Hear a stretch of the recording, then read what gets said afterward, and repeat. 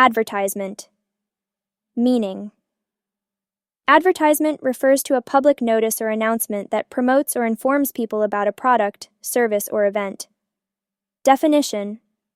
Advertisement is a noun that describes a message designed to attract attention and persuade people to take an action, such as purchasing or participating.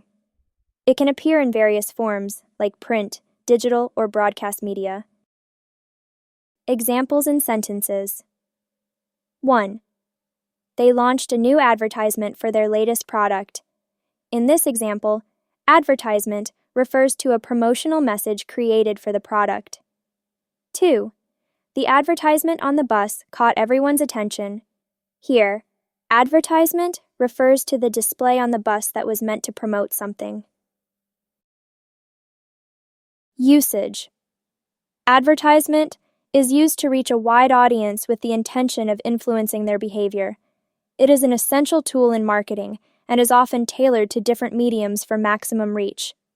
Advertisements are crucial for building brand recognition and driving sales. English practice.